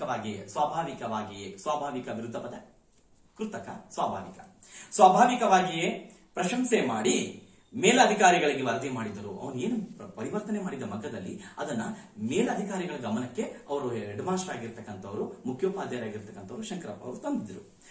ಅದರ ಫಲಸ್ವರೂಪವಾಗಿ ಸರ್ಕಾರದಿಂದ ಹುಡುಗ ಕರೀಮನಿಗೆ ಒಳ್ಳೆಯ ಒಂದು ಬೆಳ್ಳಿಯ ಪದಕವು, ಒಂದು 100 ರೂಪಾಯಿ ಬಹುಮಾನವೂ ಬಂದು ಬಿಟ್ಟಿತು. ನೋಡಿ, ಬೆಳ್ಳಿ ಪದಕ ಕೊಟ್ಟರು ಆಗಿನ ಕಾಲದಲ್ಲೇ. ಮತ್ತು 100 ರೂಪಾಯಿ ಹಣ ಅಂದ್ರೆ ಎಷ್ಟೋ ಏನೋ ಲಕ್ಷಕ್ಕೆ ಸಮಾನ ಏನೋ ಗೊತ್ತಿಲ್ಲ, ಅಷ್ಟು ಒಂದು ಹಣ ಮತ್ತೆ ಬೆಳ್ಳಿ ಪದಕ ಅವನಿಗೆ ಬಹುಮಾನವಾಗಿ ಬಂತು ಅಧಿಕಾರಿಗಳಿಂದ, ಸರ್ಕಾರದಿಂದ. ಹುಡುಗನ ಉತ್ಸಾಹ ಆಕಾಶಕ್ಕೆ ಇತ್ತು. ಯಾವಾಗ ಬಹುಮಾನ ಬೆಳ್ಳಿ ಪದಕ ಬಂದ್ಬಿಡ್ತೋ ಅವನ ಉತ್ಸಾಹ ಅಂತ ಹೇಳಿ ಅಭಿರುಚಿ ಆಕಾಶಕ್ಕೆ ಇತ್ತು. ಇನ್ನೂ ಏನೋ ಸಾಧನೆ ಮಾಡ್ಬೇಕು ನಾ ಇದರಲ್ಲಿ ಅಂತ ಹೇಳ್ಬಿಟ್ಟು ತಂದೆ ಈ ಹಠಮಾರಿಗೆ ಮಗ್ಗದ ಹುಚ್ಚನ್ನು ಬಿಡಿಸಬೇಕೆಂದು ಶಾಲೆಯಿಂದಲೇ ಬಿಡಿಸಿಬಿಟ್ಟನು. ಅವನು ಹೇಳ್ತಾನೆ, ಶಾಲೆಯನ್ನೇ ಬಿಡಿಸ್ಬಿಟ್ಟ ಮಗ, ಇನ್ನೇನು ಮಗ್ಗದಿಂದಲೇ ಇದರಲ್ಲೇ ಹುಚ್ಚ ಆಗ್ತಾನೆ ಅಂತ ಹೇಳ್ಬಿಟ್ಟು ಏನ್ ಮಾಡ್ದ ತಂದೆ, ಸಿಟ್ಟು ಬಂದು ಶಾಲೆ ಬಿಡಿಸ್ಬಿಟ್ಟ. ಹೆಡ್ ಮಾಸ್ಟರ್ ಶಂಕರಪ್ಪ ಅವರ ಎಷ್ಟೋ ಅನುನಯ ವಿನಯಗಳನ್ನು ಗಣಿಸದೆ ನಿರಾಕರಿಸಿದನು. ಹೆಡ್ ಮಾಸ್ಟರ್ ಅವ್ರ ತಂದೆ ಆಗಿರ್ತಕ್ಕಂಥ ಅಬ್ದುಲ್ ರಹೀಂ ಎಷ್ಟು ಹೇಳ್ಕೊಂಡ್ರು, ಅನುನಯ ವಿನಯಗಳನ್ನು ಸೌಜನ್ಯವಾಗಿ ಹೇಳ್ಕೊಂಡ್ರು, ವಿನಂತಿ ಮಾಡ್ಕೊಂಡ್ರು, ಅದನ್ನ ಗಣಿಸದೆ, ಅದನ್ನ ಲೆಕ್ಕಕ್ಕೆ ತೆಗೆದುಕೊಳ್ಳದೆ ನಿರಾಕರಿಸ್ಬಿಟ್ಟ. ಯಾರು? ಅವ್ರ ತಂದೆ ಅಬ್ದುಲ್ ರಹೀಂ. ಒಂದು ದಿನ ಶಾಲೆಯ ವಾರ್ಷಿಕೋತ್ಸವ ಸಮಾರೋಪದಲ್ಲಿ, ಸಮಾರೋಪ ಅಂದ್ರೆ ಒಂದು ಸಮಾರಂಭದ ಕೊನೆಯ ಒಂದು ಹಂತ, ಆ ಸಮಾರೋಪದಲ್ಲಿ ಹಳೆಯ ವಿದ್ಯಾರ್ಥಿಗಳ ಒಂದು ನಾಟಕವಿತ್ತು. ಎಲ್ಲರೂ ಒಂದು ವಾರ್ಷಿಕೋತ್ಸವ ಇತ್ತು ಆ ಶಾಲೆಯಲ್ಲಿ. ಹಳೆ ವಿದ್ಯಾರ್ಥಿಗಳು ನಾಟಕ ಮಾಡೋಣ ಅಂತ ಅನ್ಕೊಂಡಿದ್ರು. ಅದರಲ್ಲಿ ಕರೀಮ್ನು ಇದ್ದ. ಯಾಕಂದ್ರೆ ಶಾಲೆ ಬಿಟ್ಟು ಬಹಳ ವರ್ಷ ಆಗಿತ್ತು. ಕರೀಮ್ನದು ಸ್ತ್ರೀ ಪಾತ್ರ, ಅವನು ಸ್ತ್ರೀ ಪಾತ್ರ ಹಾಕೊಂಡು ನಾಟಕ ಮಾಡಬೇಕು ಅಂತಿದ್ದ. ಅದಕ್ಕೆಂದು ತಾಯಿಯಿಂದ ಗೌಪ್ಯವಾಗಿ ಅಂದ್ರೆ ಬಹಳ ರಹಸ್ಯವಾಗಿ ಏನ್ ಮಾಡ್ದ, ಹಳೆಯ ಕಾಲದ ಅವ್ರ ತಾಯಿಯಿಂದ ಕರೀಮ್ ಏನ್ ಮಾಡಿದ, ಹಳೆಯ ಕಾಲದ ಚಿನ್ನದ ಸರವನ್ನು ಅಲಂಕಾರಕ್ಕೆಂದು, ಅಲಂಕಾರ ಹೇಳ್ತು ಪದ ನಿರಾಲಂಕಾರ, ಅಲಂಕಾರಕ್ಕೆಂದು ಎರವಲು ತೆಗೆದುಕೊಂಡಿದ್ದ. ಕೊಡ್ತೀನಿ ವಾಪಸ್ ಆಮೇಲೆ ಬಂದ್ಬಿಟ್ಟು ನಾಟಕ ಮುಗಿದ್ಮೇಲೆ, ಅದು ಎರವಲು ಸಾಲ ಅಂತ ಬರುತ್ತೆ. ಇಲ್ಲಿ ಸಾಲ ಅನ್ಬಾರ್ದು, ಇಲ್ಲಿ ಮತ್ತೆ ತಿರ್ಗಾ ಕೊಡ್ತೀನಿ ಅಂತ ಹೇಳ್ಬಿಟ್ಟು ಅವ್ರ ಅಮ್ಮನಿಂದ ಇಸ್ಕೊಂಡಿದ್ದ. ನಾಟಕ ಮುಗಿದ ನಂತರ ಮನೆಗೆ ಬರಲಿಲ್ಲ, ಎಲ್ಲೋ ಮಾಯವಾಗಿ ಹೋದ, ಎಲ್ಲೋ ಹೋಗ್ಬಿಟ್ಟ, ಮನೆಗೆ ಬರಲೇ ಇಲ್ಲ ಕರೀಮ್. ತಂದೆಗೆ ಮೈಯಲ್ಲಿ ಅಗ್ನಿ ಸಂಚಾರವಾಯಿತು. ಬೆಂಕಿ, ಮೈಯೆಲ್ಲ ಬೆಂಕಿ ಆಗ, ಅದೇನು ಅರ್ಥ ಅಲ್ಲ, ಬೆಂಕಿ ನಮಗೆಲ್ಲ ಉರಿಯುತ್ತೆ ಅಂತಾರಲ್ಲ, ಅದು ಆ ತರ ಅವನಿಗೆ ಸಿಟ್ಟು ಬಂತು ಅನ್ನೋದಕ್ಕೆ ಈ ಪದ ಇಲ್ಲಿ. ಮಗನನ್ನು ಕ್ರೂರವಾಗಿ ಶಪಿಸಿದನು. ಕ್ರೂರ ಅಂತ ಹೇಳಿ ಕಠೋರವಾಗಿ ಸಿಟ್ಟಿಂದ ಅವನು ಶಪಿಸಿದ, ಶಾಪ ಹಾಕ್ಬಿಟ್ಟ. ಹಾಳಾಗಿ ಹೋಗಲಿ ಹಠಮಾರಿ, ತಂದೆಯ ಮಾತನ್ನು ಉಲ್ಲಂಘಿಸಿದವನು ಎಂದು ಮಾತ್ರ ತಿಳಿದಿದ್ದೆ, ಈಗ ಕಳ್ಳನೆಂದು ತಿಳಿಯಿತು. ಯಾಕಂದ್ರೆ ಅವರ ಅಮ್ಮನ ಚಿನ್ನದ ಸರವನ್ನು ತೆಗೆದುಕೊಂಡ್ಬಿಟ್ಟ. ಆದ್ದರಿಂದ ಮಗನಿಗೆ ಕಳ್ಳ ಅಂತಕ್ಕಂಥ ಪಟ್ಟವನ್ನ ಕಟ್ಬಿಟ್ಟ ತಂದೆ. ನನಗೆ ಇಬ್ಬರೇ ಗಂಡು ಮಕ್ಕಳು ಮತ್ತು 3 ಅಂತಿದ್ದ, ಈಗ ಇಬ್ಬರೇ ಅಂತಾರೆ. ಯಾಕಂದ್ರೆ ಮಗ ಇಂಥ ಕೆಲಸ ಮಾಡ್ಬಿಟ್ನಲ್ಲ ಅಂತ ಹೇಳ್ಬಿಟ್ಟು. ಕಳ್ಳನಾದವನು ಮನೆ ಬಿಟ್ಟು ಓಡಿ ಹೋದವನು ಮಗನೇ ಅಲ್ಲ ಎಂದು ಆಣೆ ಹಾಕಿದ. ಯಾರು? ತಂದೆ. ಕೆಲವು ವರ್ಷಗಳ ಅನಂತರ ಕರೀಂ ಈಗ ಬೆಳೆದು ಯುವಕನಾಗಿದ್ದಾನೆ.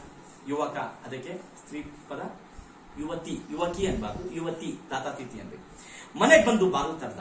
ಎಷ್ಟೋ ವರ್ಷಗಳ ಆದ್ಮೇಲೆ ಕರೀಂ ಏನ್ ಮಾಡ್ದ, ತಾಯಿಯ ಒಂದು ಚಿನ್ನದ ಸರವನ್ನು ತೆಗೆದುಕೊಂಡು ಹೋಗಿ ಎಷ್ಟೋ ವರ್ಷ ಆದ್ಮೇಲೆ ಮನೆಗೆ ಬಂದು ಬಾಗಿಲು ತರ್ತಾನೆ. ಬೆಳೆದು ಯುವಕನಾಗಿದ್ದಾನೆ, ದೊಡ್ಡವನಾಗಿದ್ದಾನೆ. ಈಗ ತಂದೆ ಬಾಗಿಲು ತರದು ಮುಖ ನೋಡಿ ಪಟಾರನೆ ಬಾಗಿಲು ಮುಚ್ಚುತ್ತಾರೆ. ನನ್ನ ಮಗ ಅಂತ ಯಾವಾಗ ಗೊತ್ತಾಯ್ತು, ಬಾಗಿಲು ತೆಗಿತಾರೆ, ಮಗ ಅಂತ ಗೊತ್ತಾದ ತಕ್ಷಣ ಮತ್ತೆ ಬಾಗಿಲು ಮುಚ್ಚೇ ಬಿಟ್ಟ. 1 ಗಂಟೆ ಬಾಗಿಲು ತಟ್ಟಿದರು, ತಾಯಿ ಹತ್ತು ಹಂಬಲಿಸಿದರು, ಬಾಗಿಲು ತೆರೆಯಲೇ ಇಲ್ಲ. ಇವನು 1 ಗಂಟೆ ಅಂದ್ಕೊಂಡು ಬಾಗಿಲು ಬಡ್ದ. ತಾಯಿ ಒಳಗಡೆ ಹತ್ಕೋತ ಕುತ್ಕೊಂಡಿದ್ದಾರೆ, ಬಾಗಿಲು ತೆಗೀರಿ ಅಂತ ಗಂಡಂಗೆ ಹೇಳ್ತಾಳೆ. ಅಬ್ದುಲ್ ರಹೀಮನ್ಗೆ ಯಾವ ಕಾರಣಕ್ಕೂ ಬಾಗಿಲು ತೆಗೆದೇ ಇಲ್ಲ. ಕೊನೆಗೆ ನಿವೃತ್ತರಾಗಿರುವ, ನೋಡಿ ಆಗಿನ ಕಾಲದಲ್ಲಿ ಏನು ಬಹಳ ವರ್ಷಗಳ ಹಿಂದೆ ಅಲ್ಲಿ ಮುಖ್ಯೋಪಾಧ್ಯಾಯರಿದ್ದರು ಶಂಕರಪ್ಪ, ಅವರು ನಿವೃತ್ತರಾಗಿದ್ದಾರೆ, ರಿಟೈರ್ಡ್ ಆಗಿದೆ ಅವರಿಗೆ.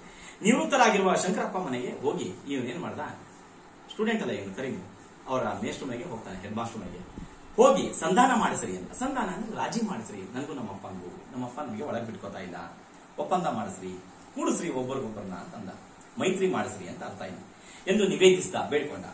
ನನ್ನ ಮುಖವನ್ನೇ ನೋಡಬಾರದು ಎಂದು ಹಠವಿದ್ದರೆ ಕೊನೆಗೆ ತಾಯಿಯಾದರೂ ನನ್ನನ್ನು ಕಾಣಬಾರ್ದೆ, ನಮ್ಮ ಅಮ್ಮನಾದ್ರೂ ನೋಡ್ಬೋದಾ ನಾನು, ಅಥವಾ ತಾಯಿ ನನ್ನ ನೋಡ್ಬೋದಾ, ನಮ್ಮ ಅಪ್ಪ ನೋಡಿದ್ರೆ ಒಳಗೆ ಬಿಟ್ಕೊಟ್ಟಲ್ಲ, ಬಾಗಿಲೇ ತೆಗಿತಲ್ಲ, ಬಂದು ನೀವು ಇದನ್ನ ಸರಿ ಮಾಡ್ರಿ, ಸಮಸ್ಯೆ ಬಗೆಹರಿಸ್ರಿ, ನಮ್ಮನ್ನೆಲ್ಲ ಒಂದು ಮಾಡಿ ರಾಜಿ ಮಾಡ್ರಿ ಅಂತ ಹೇಳಿ ಹೆಡ್ ಮಾಸ್ಟರ್ ಆಗಿರ್ತಕ್ಕಂಥ ಶಂಕರಪ್ಪ ಅವರಿಗೆ ಬೇಡ್ಕೊಂಡ. ಈ ಕರೆ ಅಮ್ಮನ ಚಿನ್ನದ ಸರವನ್ನು ತಂದಿದ್ದೇನೆ, ನಮ್ಮ ಅಮ್ಮನ ಚಿನ್ನದ ಸರ ತಗೊಂಡೋಗಿದ್ನಲ್ಲ ಅದನ್ನು ವಾಪಸ್ ತಂದಿದ್ದೀನಿ, ಅದರೊಡನೆ 10,000 ರೂಪಾಯಿಗಳನ್ನು ತಂದಿದ್ದೇನೆ. ನೋಡಿ, 10,000 ರೂಪಾಯಿ ಆಗ ಕಾಲಕ್ಕೆ ಎಷ್ಟು ಲಕ್ಷ ಆಗಿರ್ಬೋದು, ಬೆಲೆ ಇರ್ಬೋದು.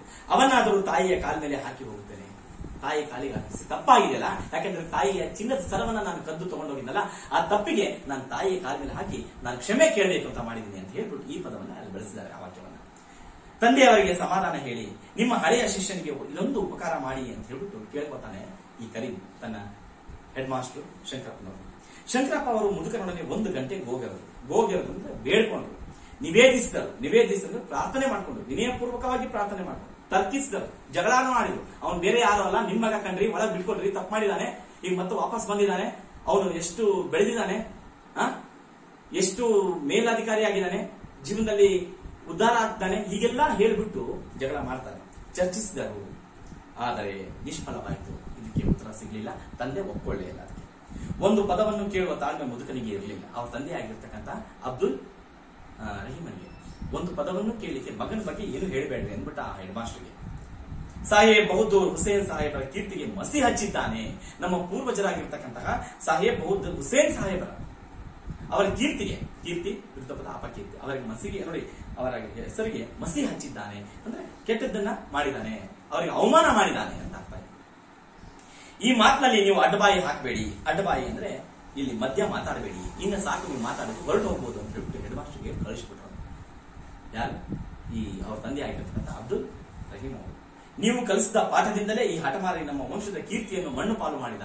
ನಿಮ್ಮಿಂದಲೇ ನಿಮ್ಮ ಶಾಲೆಯಲ್ಲಿ ಏನು ಮಗ್ಗ ಬಂತಲ್ಲ, ನೀವು ಮಗ್ಗವನ್ನು ಹೇಳಿಕೊಟ್ಟಿದ್ದರಿಂದಲೇ ಇವತ್ತು ಈ ನಮ್ಮ ಮಗ ಆಗಿರ್ತಕ್ಕಂಥ ಕರೀಂ ಈ ರೀತಿ ನಮಗೆ ಅವಮಾನ ಮಾಡಿದ್ದಾನೆ ಅಂತ ಹೇಳ್ಬಿಟ್ಟು ಹೇಳ್ತಾರೆ. ನಮ್ಮ ಕೀರ್ತಿಯನ್ನು ಮಣ್ಣು ಪಾಲು ಮಾಡ್ದ, ಹಾಳು ಮಾಡ್ಬಿಟ್ಟ ಅಂತ ಹೇಳ್ಬಿಟ್ಟು ಹೆಡ್ ಮಾಸ್ಟರ್ ಹೇಳ್ತಾ ತಂದೆ. ಹಣ ತಂದಿದ್ದಂತೆ, ಕಳವಿನ ಹಣವೋ ದರೋಡೆಯ ಹಣವೋ ನೋಡಿ ಅವನು ಹೇಳ್ತಾನೆ. ಯಾಕಂದ್ರೆ ಅವ್ರ ತಾಯಿಗೆ ಚಿಕಿತ್ಸರವನ್ನು ಕತ್ಕೊಂಡು ಹೋಗಿದ್ದಕ್ಕೆ ಮಗನನ್ನ ಇನ್ನೂ ಕಳ ಅಂತ ಹೇಳ್ತಾನೆ. ಇದು ಕಳವಿನ ಹಣವೋ ದರೋಡೆ ಹಣವೋ, ದರೋಡೆ ಅಂದ್ರೆ ಎಲ್ಲ ಕಳ್ತನ ಮಾಡ್ಕೊಂಡು ಬಂದಿರೋದು. ಕಳ್ತನಕ್ಕೂ ದರೋಡೆಗೂ ಇದೆ. ಕಳ್ತನ ಒಬ್ಬನೇ ಮಾಡ್ತಾನೆ, ದರೋಡೆ ಅಂತ ಹೇಳಿ 1-4 ಜನ ಮಾಡೋದು, ಇದು ದರೋಡೆ ಅಂತ ಎಂದು ಸಿಲುಕಿದ. ಶಂಕರಪ್ಪ ಅವರು ಮುಖ ಬಾಡಿಸಿಕೊಂಡು ನಿಂತಿರೋದು. ಮುಖ ಬಾಡಿಸಿಕೊಂಡು ಬೇಸರದಿಂದ ಮನೆ ಹೋಗುದು. ಇದಾಗಲಿಲ್ಲ ಅಂತ ಗೊತ್ತಾಯ್ತು. ಕರೀಂನ ಹಣ ಕಳವಿನದ್ದು ಅಲ್ಲ, ದರೋಡೆಯದು ಅಲ್ಲ. ಕಳವಿನ ಹಣ ಕಳವಿನದ್ದು ಅಲ್ಲ. ಅಲ್ಲಿ ಕಳ್ತನೂ ಮಾಡಿಲ್ಲ, ದರೋಡೆನೂ ಮಾಡಿಲ್ಲ. ದರೋಡೆ ಅಂದ್ರೆ ಹೊಡೆದು ಬಡ್ದು ಇಸ್ಕೊಳ್ಳೋದು. ಕಳ್ತನ ಮಾಡೋದಂದ್ರೆ ಯಾರು ಅಂತ ಹೋಗಿದ ತಕ್ಷಣ ಓಡೋಗ್ಬಿಡೋದು. ಇಲ್ಲಿ ದರೋಡೆಕಾರ ಹಂಗಲ್ಲ, ಹೊಡೆದು ಬಡ್ದು ಇಸ್ಕೊಂಡು ಹೋಗ್ತಾರೆ, ಸಾಯಿಸಬಹುದು. ಇದು ದರೋಡೆ ಮತ್ತು ಕಳ್ತನಕ್ಕೆ ಇರುವಂತ ವ್ಯತ್ಯಾಸ. ಸಣ್ಣ ಪ್ರಾಯದಲ್ಲಿ ಅವ್ರು ಹೇಳ್ತಾರೆ ನೋಡಿ, ಸಣ್ಣ ಪ್ರಾಯದಲ್ಲಿ ಮಗದ ಸಹಕಾರಿ ಸಂಘವೊಂದನ್ನು ಸ್ಥಾಪಿಸಿ, ಸಹಕಾರಿ ಸಂಘವೊಂದನ್ನು ಇಲ್ಲಿ ಒಂದು ಸಂಘವನ್ನು ಸ್ಥಾಪನೆ ಮಾಡ್ತಾರೆ. ಆರ್ಥಿಕ ಪರಿಸ್ಥಿತಿ ಸರಿ ಮಾಡಿಕೊಳ್ಳಲು, ಆರ್ಥಿಕ ಪರಿಸ್ಥಿತಿನ ಸರಿಪಡಿಸಿಕೊಳ್ಳಲು ಎಲ್ಲರೂ ಸೇರ್ಕೊಂಡು ಎಲ್ಲರೂ ಒಂದೇ ಸಮಾನವಾಗಿ ಜೀವನ ನಡೆಸೋಣ ಅಂತ ಹೇಳ್ಬಿಟ್ಟು ಸಂಘವನ್ನು ಸ್ಥಾಪನೆ ಮಾಡ್ಕೊಂತಾರೆ. ಅಂತಹ ಒಂದು ಸಂಘ ಇವ್ರದಾಗಿತ್ತು. ಸಹಕಾರಿ ಸಂಘವನ್ನು ಸ್ಥಾಪನೆ ಮಾಡ್ತಾನೆ ಸಣ್ಣ ವಯಸ್ಸಿನಲ್ಲೇ ಅವ್ರ ಮಗ ಕರೀಂ. ಅದು ಅಲ್ಲದೆ ಮಗ್ಗದ ಯಂತ್ರದ ಪ್ರಯೋಗದಲ್ಲಿ ಹೊಸ ಹೊಸ ಸುಧಾರಣೆಗಳನ್ನು ಮತ್ತು ಪರಿವರ್ತನೆಗಳನ್ನು ತಂದು ಹೆಸರು ಮಾಡಿದ್ದಾನೆ. ಯಾಕಂದ್ರೆ ಶಾಲೆ ಮಟ್ಟದಲ್ಲೇ ಮಾಡಿದ್ದ ಹುಡುಗ. ಅವಾಗೇ ಒಂದು ಬೆಳ್ಳಿ ಪದಕನ ಮತ್ತೆ 100 ರೂಪಾಯಿ ಬಹುಮಾನ ತಿಳ್ಕೊಂಡಿದ್ದ. ಈಗ ಬೆಳೆದು ದೊಡ್ಡವನಾಗಿದ್ದಾನೆ, ಇನ್ನೂ ಹೊಸ ಹೊಸ ಪರಿವರ್ತನೆಗಳನ್ನು ಮಾಡಿ ಮಗ್ಗದಲ್ಲಿ ಏನೋ ಒಂದು ಆವಿಷ್ಕಾರವನ್ನ ಮಾಡಿದ್ದ ಅಂತ ಹೇಳ್ತಾರೆ. ಆದರೆ ಈ ವಿಷಯದ ಲವಲೇಶವು ತಂದೆಗೆ ತಿಳಿಯದು. ಲವಲೇಶವು ಅಂದ್ರೆ ಸ್ವಲ್ಪನೂ ಅಂತ ಅರ್ಥ. ಅದರ ಬಗ್ಗೆ ಕಿಂಚಿತ್ತು ಅಲ್ಪ ಜ್ಞಾನನೂ ಇಲ್ಲ ಅವ್ರ ತಂದೆಯಲ್ಲಿ. ಕೇಳುವಂತ ಒಂದು ತಾಳ್ಮೆನೇ ಇಲ್ಲ, ಅಲ್ಪ ಜ್ಞಾನನೂ ಇಲ್ಲ, ಕೇಳುವಂತ ತಾಳ್ಮೆನೂ ಇಲ್ಲ. ಏಕೆಂದರೆ ಆತ ಕರೀಮನ ಕಡೆಗೆ ತನ್ನ ಹೃದಯವನ್ನು ಮನೆಯ ಬಾಗಿಲನ್ನು ಮುಚ್ಚಿದಂತೆ ಸಂಪೂರ್ಣವಾಗಿ ಮುಚ್ಚಿಬಿಟ್ಟಿದ್ದಾನೆ. ಹೇಗೆ ಮನೆಯ ಬಾಗಿಲು ಮುಚ್ಚಿದ್ನು ಅವನ ಮಗನ್ ನೋಡಿ, ತನ್ನ ಹೃದಯವನ್ನು ಮುಚ್ಚಿಬಿಟ್ಟಿದ್ದಾನೆ. ಯಾವ ಕಾರಣಕ್ಕೂ ಕರೀಂ ಇಲ್ಲ ನನ್ನ ಪಾಲಿಗೆ, ನನಗೆ ಇಬ್ಬರೇ ಗಂಡ್ಮಕ್ಳು ಅಂತಕ್ಕಂಥ ಅವನ ಒಂದು ದಿಟ್ಟತನದ ಒಂದು ಹೆಜ್ಜೆ ಆಗಿತ್ತು ಅಥವಾ ನಿರ್ಧಾರ ಆಗಿತ್ತು. ಯಾರಾದ್ರೂ ಕರೀಂನ ಹೆಸರಿತ್ತಿದ್ರೆ ನನಗೆ ನೋಡಿ ಅವ್ರು ಹೇಳ್ತಾನೆ, 2 ಗಂಡ್ಮಕ್ಳು ಅಥವಾ 2 ಮಕ್ಕಳು, ಕಳ್ಳರ ಪರಿಚಯ ನನಗಿಲ್ಲ. ನೋಡಿ, ಕಳ್ಳರ ಪರಿಚಯ ನನಗಿಲ್ಲ, ಮಗ ಕಳ್ಳ ಅಂತಕ್ಕಂಥದ್ದು ಆ ರೀತಿ ಅವನು ಬಿಂಬಿಸ್ತಾ ಇದ್ದಾನೆ. ಕಳ್ಳರ ಪರಿಚಯ ನನಗಿಲ್ಲ, ನನಗಿಬ್ಬರೇ ಮಕ್ಕಳು ಎಂದೇ ಅವನ ನಿಷ್ಠುರದ ಉತ್ತರ, ಕಠೋರವಾಗಿರ್ತಕ್ಕಂಥ ಉತ್ತರ. ಇನ್ನ ಕೆಲವು ವರ್ಷಗಳ ನಂತರ ಅಬ್ದುಲ್ ರಹೀಂ ಹಾಸಿಗೆಯಲ್ಲಿ ಒರಗಿದ್ದಾನೆ. ಬಹಳ ವರ್ಷ ಆಯ್ತು. ಮತ್ತೆ ಹೋದ ಮಗ, ಬಾಗಿಲು ತೆಗಿಲಿಲ್ಲ, ಯಾರು ಹೇಳಿದ್ರು ಒಪ್ಕೊಳ್ಳಿಲ್ಲ. ಮನೆ ಬಿಟ್ಟು ಅಂದ್ರೆ ಅರ್ಥ ಬಾಗಿಲು ತೆಗಿಲಿಲ್ಲ ಅಂತ ಹೇಳ್ಬಿಟ್ಟು ಹೋದ. ಎಷ್ಟೋ ವರ್ಷಗಳಾದ್ಮೇಲೆ ಅಬ್ದುಲ್ ರಹೀಂ ಹಾಸಿಗೆಯಲ್ಲಿ ಹೊರಗಿದ್ದಾನೆ. ಬಹಳ ವಯಸ್ಸಾಗಿದೆ ಅವರ ಅಪ್ಪಂಗೆ. ಹಾಸಿಗೆ ಮೇಲೆ ಇದ್ದಾನೆ. ಅನಾರೋಗ್ಯದಿಂದ ನರಳುತ್ತಾ ಇದ್ದಾನೆ. ಆರೋಗ್ಯ ಸರಿ ಇಲ್ಲ, ಒದ್ದಾಡ್ತಿದ್ದಾನೆ, ನರಳ್ತಾ ಇದ್ದಾನೆ. ಎಲುಬಿನ ಹಂದರವಾಗಿದ್ದಾನೆ. ಮೈಯೆಲ್ಲ ಎಲುಬು, ಅಸ್ಥಿಪಂಜ, ಬರೇ ಮೂಳೆ ಕಾಣ್ತಿದೆ. ಆದ್ದರಿಂದ ಎಲುಬಿನ ಹಂದರವಾಗಿದ್ದಾನೆ ಅಂತ ಹೇಳ್ತಾರೆ. ಕಣ್ಣು ಸರಿಯಾಗಿ ಕಾಣಿಸ್ತಾ ಇಲ್ಲ, ಕಿವಿಯೂ ಸರಿಯಾಗಿ ಕೇಳ್ತಾ ಇಲ್ಲ, ವಯಸ್ಸಾಗಿದೆ. ಶಂಕರಪ್ಪ ಅವರು ಬಾಗಿಲು ತಟ್ಟಿದ್ರು. ಮತ್ತೆ ಬಂದ ಶಂಕರಪ್ಪ ಹೆಡ್ ಮಾಸ್ಟರ್. ಎಷ್ಟೋ ವರ್ಷ ಆದ್ಮೇಲೆ ಮತ್ತೆ ಬಾಗಿಲು ತಟ್ತಾನೆ. ಒಳಗೆ ಬಂದು ಕೈಯಲ್ಲಿ ಒಂದು ವಾರ್ತಾಪತ್ರಿಕೆ ಇತ್ತು. ರಹೀಂ ಸಾಹೇಬ್ರೆ ಈ ಪತ್ರಿಕೆ ನೋಡಿದ್ರಾ ಅಂತ ಕೇಳಿದ್ರು. ರಹೀಂ ಸಾಹೇಬ್ರೆ ಈ ಪತ್ರಿಕೆ ನೋಡಿದ್ರ, ವಾರ್ತಾಪತ್ರಿಕೆ ನೋಡಿದ್ರ, ಪೇಪರ್ ಇತ್ತು ಕೈಯಲ್ಲಿ, ಈ ಭಾವಚಿತ್ರ ನೋಡಿ ಅಂತ ಹೇಳಿ ಹೆಡ್ ಮಾಸ್ಟರ್ ಆಗಿರ್ತಕ್ಕಂಥ ಶಂಕರಪ್ಪ ಅವ್ರ ತಂದೆ ತೋರಿಸ್ತಾನೆ. ಮುದುಕ ಕಣ್ಣಿನ ಹತ್ರ ಬಂದು ನೋಡ್ತಾನೆ ಪೇಪರ್. ಆದ್ರೆ ಪಾಪ ಕಣ್ಣು ಮಂಜಾಗಿವೆ. ಅವರಪ್ಪ ಕಣ್ಣು ಕಾಣ್ತಾ ಇಲ್ಲ, ಏನೂ ತೋರೋದು, ಏನೂ ಕಾಣಿಸ್ತಾ ಇಲ್ಲ. ಅವನ ಹೆಂಡತಿ ಬಂದು ವಾರ್ತಾಪತ್ರಿಕೆ ತೆಗೆದುಕೊಂಡು ಹೋದ್, ನೋಡ್ರಿ ತಗೊಳ್ರಿ ಅಂತ ತೋರಿಸ್ಕೊ ಹೋಗ್ತಾನೆ. ಅವನ ಹೆಂಡತಿ, ಕರೀಂ, ನಮ್ಮ ಕರೀಂ ಎಂದು ಗಟ್ಟಿಯಾಗಿ ಉದ್ಗರಿಸಿದಳು. ಅವರಮ್ಮ ಮಗನ ಭಾವಚಿತ್ರವನ್ನ ವಾರ್ತಾಪತ್ರಿಕೆಯಲ್ಲಿ ಪೇಪರ್ ನೋಡಿ ಕರೀಮನ್ ಫೋಟೋ ನೋಡಿ ಕರೀಂ ನಮ್ಮ ಕರೀಂ ಎಂದು ಗಟ್ಟಿಯಾಗಿ ಉದ್ಗರಿಸ್ತಾಳೆ, ಚೀರ್ತಾಳೆ, ಕೂಗ್ತಾಳೆ. ಏನು ಜೈಲಿಗೆ ಹೋದ್ನೆ, ಫಾಶಿ ಆಯ್ತೆ, ಜೈಲಿಗೆ ಹೋದ ನನ್ನ ಮಗ, ಅದು ಪೇಪರ್ನಾಗ ಬಂದಿದ್ದ, ಮತ್ತೆ ಕಳ್ತನ ಮಾಡಿದ್ನ. ಯಾವಾಗ ಹೆಂಡತಿ ಭಾವಚಿತ್ರವನ್ನು ನೋಡಿ ಕೂಗಾಡಿದ್ಲು, ಗಂಡ ಫಾಶಿ ಆಯ್ತೆ, ಜೈಲಿಗೆ ಹೋದ್ನೆ, ನನ್ ಮಗ ಮತ್ತೆ ಕಳ್ತನ ಮಾಡಿದ್ನ, ದರೋಡೆ ಮಾಡಿದ್ನ, ಮತ್ತೆ ಜೈಲಿಗೆ ಹಾಕಿದ್ರ, ಫಾಶಿ ಆಯ್ತೆ, ನೇಣಿಗೆ ಏರ್ಸಿದ್ರ, ಅವನಿಗೆ ಗಲ್ಲಿಗೆ ಏರ್ಸಿದ್ರ, ಇನ್ನೂ ಮನೆತನದ ಮೇಲೆ ಏನು ಅಪಕೀರ್ತಿ ಹೇರಿದ್ದಾನೆ, ಇನ್ನೂ ಮನೆತನದ ಮೇಲೆ ಏನು ಅಪಕೀರ್ತಿ ಹೇರಿದ್ದಾನೆ, ಏನ್ ಮಾಡ್ಬೇಕಂತ ಮಾಡಿದ್ದಾನೆ, ಎಷ್ಟು ಅವಮಾನ ಮಾಡ್ಬೇಕಂತ ಮಾಡಿದ್ದಾನೆ ಎಂದು ಮುದುಕ ಕೆಮ್ಮುತ್ತಾ ಗರ್ಜಿಸಿದ. ಕೆಂಕೆಂತಾನೆ, ರಹೀಂ ಸಾಹೇಬ್ರೇ, ನಿಮ್ಮ ಮಗ ಕರೀಮನಿಗೆ ರಾಷ್ಟ್ರಪತಿ ಅವರು ಪದ್ಮಭೂಷಣ ಬಿರುದನ್ನು ಕೊಟ್ಟಿದ್ದಾರೆ, ಅದರ ಭಾವಚಿತ್ರ ಈ ವಾರ್ತಾಪತ್ರಿಕೆಯಲ್ಲಿ ಇದೆ ಅಂತ ಹೇಳ್ಬಿಟ್ಟು ಹೆಡ್ ಮಾಸ್ಟರ್ ಹೇಳ್ತಾರೆ. ಏನೂ ಕಳ್ತನ ಮಾಡಿಲ್ಲ, ದರೋಡೆ ಮಾಡಿಲ್ಲ, ಅವನಿಗೆ ಜೈಲಿಗೂ ಹಾಕಿಲ್ಲ, ಅವನ ಸಾಧನೆಯನ್ನ ಮೆಚ್ಚಿ ನಿಮ್ಮ ಮಗನಾದ ಕರೀಮನಿಗೆ ರಾಷ್ಟ್ರಪತಿಯವರು ಪದ್ಮಭೂಷಣ ಪ್ರಶಸ್ತಿ ನೀಡಿದ್ದಾರೆ. ಪದ್ಮಭೂಷಣ ಪ್ರಶಸ್ತಿ ಅಂತಕ್ಕಂಥದ್ದು ದೇಶದ 3ನೇ ಅತ್ಯುನ್ನತ ನಾಗರಿಕ ಪ್ರಶಸ್ತಿ. ಮೊದಲನೇದು ಭಾರತ ರತ್ನ, ಅದಾದ್ಮೇಲೆ ಪದ್ಮ ವಿಭೂಷಣ ಎರಡನೇದು. ಪದ್ಮ ವಿಭೂಷಣಕ್ಕೂ ಪದ್ಮಭೂಷಣಕ್ಕೂ ಏನ್ ವ್ಯತ್ಯಾಸ ಅಂದ್ರೆ, ಪದ್ಮ ವಿಭೂಷಣ ಅಂತಕ್ಕಂಥದ್ದು 2ನೇ ಪ್ರಶಸ್ತಿ, ಮತ್ತೆ ಸರ್ಕಾರಿ ನೌಕರರಿಗೂ ಮತ್ತೆ ಇತರ ವಿಭಾಗದಲ್ಲಿ ಸಾಧನೆ ಮಾಡಿದವರಿಗೆ ಕೊಡ್ತಕ್ಕಂತಹ ಪ್ರಶಸ್ತಿ, ಅದು ಪದ್ಮ ವಿಭೂಷಣ. ಪದ್ಮಭೂಷಣ 3ನೇ ಅತ್ಯುನ್ನತ ನಾಗರಿಕ ಪ್ರಶಸ್ತಿ. ಇದು ಕಲೆ, ಸಾಹಿತ್ಯ, ಸಂಗೀತ, ಶಿಕ್ಷಣ, ವಿಜ್ಞಾನ ಇಂತಹ ಕ್ಷೇತ್ರಗಳಲ್ಲಿ ಸಾಧನೆ ಮಾಡಿದವರಿಗೆ ನೀಡತಕ್ಕಂಥ ಪ್ರಶಸ್ತಿಯಾಗಿದೆ.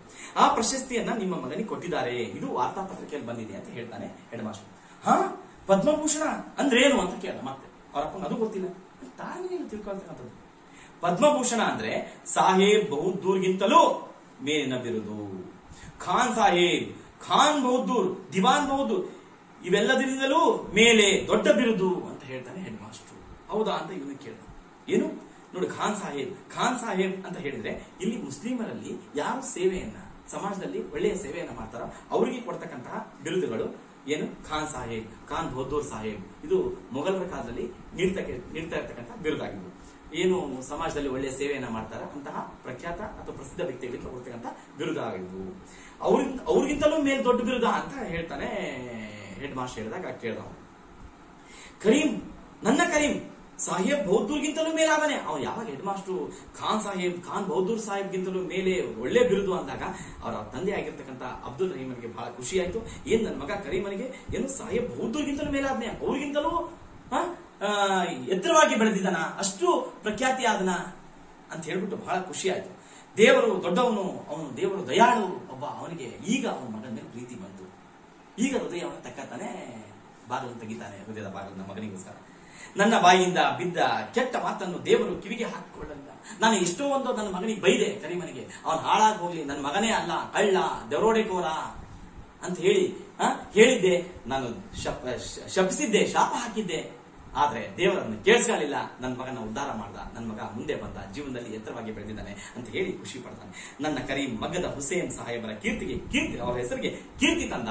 ನೋಡಿ, ಈಗ ಅನ್ಕತಾನೆ, ನನ್ನ ತಾತ ಮುತ್ತಾತ ಅವರ ಒಂದು ಪೂರ್ವಜರಿಗೆ ಹೆಸರಿಗೆ ಕೀರ್ತಿಯನ್ನು ತಂದಿದ್ದಾನೆ ಅಂತ ಹೇಳ್ಬಿಟ್ಟು ಖುಷಿ ಪಡ್ತಾನೆ ಎಂದು ಕೆಮ್ಮುತ್ತಾ ಬಿಕ್ಕಿ ಅಳತೊಡಗಿದ ಭಾವುಕನಾಗಿ. ಅವಾಗ ಅವನಿಗೆ ಭಾವುಕನಾಗ್ತಾನೆ, ಮಗನ ಮೇಲೆ ಪ್ರೀತಿ ಬರುತ್ತೆ, ದಯೆ ಬರುತ್ತೆ. ನನ್ನ ಮಗನಿಗೆ ಎಷ್ಟು ಬೈದು ಬಿಟ್ನಲ್ಲ ಅಂತ ಹೇಳಿ ಅವಾಗ ಅವನಿಗೆ ಬಹಳ ನೋವಾಗಿ ಮಗನನ್ನ ಬಹಳ ಹೊಗಳ್ತಾನೆ, ಮಗನನ್ನ ಇಷ್ಟಪಡ್ತಾನೆ ಅಂತಕ್ಕಂಥದ್ದನ್ನ ಈ ಪಾಠದಲ್ಲಿ ಹೇಳ್ತಾ ಹೋಗಿದ್ದಾರೆ. ಹೀಗೆ ಯಾವುದೇ ಒಬ್ಬ ವಿದ್ಯಾರ್ಥಿ ಆಗಿರ್ಬೋದು, ಯಾರೇ ಆಗಿರ್ಬೋದು, ಯಾವ ಒಂದು ವಿಷಯದಲ್ಲಿ ಸಾಧನೆ ಮಾಡ್ತಾ ಇರ್ಬೇಕಾದ್ರೆ ಅವರಿಗೆ ನಾವು ಪುಷ್ಟಿಯನ್ನ ಕೊಡಬೇಕು, ಅವ್ರ ಶಕ್ತಿಯನ್ನ ತುಂಬತಕ್ಕಂಥ ಕೆಲಸವನ್ನು ಮಾಡಬೇಕು ಅಂತ ಹೇಳಿ ಈ ಪಾಠದಲ್ಲಿ ನಾವು ನೋಡ್ತಾ ಹೋಗ್ತೀವಿ. ಹಾಗಾದ್ರೆ ಇಲ್ಲಿ ಬರ್ತಕ್ಕಂಥ ಕೆಲವು ವ್ಯಾಕರಣಾಂಶ ನೋಡ್ತಾ ಹೋಗೋಣ. ನಾನು ಹೇಳಿದ್ದೀನಿ ಕೆಲವೊಂದು. ಇಲ್ಲಿ ಮೊದಲು ತತ್ಸಮ ತತ್ವ ನೋಡ್ತಾ ಹೋಗೋಣ. ವರ್ಷ, ವರುಷ, ಹಸಾದ, ಪ್ರಸಾದ, ವಸತಿ, ಬಸದಿ, ಸ್ಥಾನ, ತಾಣ, ಧರ್ಮ, ದಮ್ಮ, ಹಬ್ಬ, ಪರ್ವ, ರಾಯ, ರಾಜ, ವಂಶ, ಬಂಚ, ಹೃದಯ, ಎದೆ, ಪುಣ್ಯ, ಮುನ್ಯ. ಇದಿಷ್ಟು ಈ ಪಾಠದಲ್ಲಿ ಬಂದಿರತಕ್ಕಂಥ ತತ್ಸಮ ತತ್ವ. ಇನ್ನು ಜೋಡಿ ಪದಗಳು: ದೇವರು, ದಿಂಡರು, ಹಬ್ಬ, ಹರಿದಿನ, ಕಾಯಿಲೆ, ಕಸಾಲೆ, ಅಂಗಡಿ, ಮುಂಗಟ್ಟು, ಪೂಜೆ, ಪುನಸ್ಕಾರ, ಬಟ್ಟೆ, ಬರೆ, ಊಟ, ಉಪಚಾರ, ಪಾಠ, ಪ್ರವಚನ. ಇವು ಜೋಡಿ ಪದ. ಇನ್ನು ವಿರುದ್ಧ ಪದ ನೋಡ್ತಾ ಹೋಗೋಣ. ನಿಕೃಷ್ಟ, ಉತ್ಕೃಷ್ಟ, ಅಗ್ಗ ಅಂದ್ರೆ ಕಡಿಮೆ, ತುಟ್ಟಿ ಅಂದ್ರೆ ಜಾಸ್ತಿ, ವಿಶಾಲ, ಸಂಕುಚಿತ, ನವೀನ, ಪ್ರಾಚೀನ, ಅರ್ವಾಚೀನ ಬರುತ್ತೆ. ಸ್ವಾಭಾವಿಕ, ಕೃತಕ ವಿರುದ್ಧ ಪದ. ಫಲ, ನಿಷ್ಫಲ, ಅಲಂಕಾರ, ನಿರಾಲಂಕಾರ, ಕೀರ್ತಿ, ಅಪಕೀರ್ತಿ, ಪಾಪ, ಪುಣ್ಯ, ವ್ಯವಸ್ಥೆ, ಅವ್ಯವಸ್ಥೆ, ಹಿರಿಯ, ಕಿರಿಯ. ಇವು ವಿರುದ್ಧ ಪದಗಳು. ನಿಮಗೆ ಉಪಯೋಗ ಆಗ್ಬೋದು ಅಂತ ಅನ್ಸುತ್ತೆ.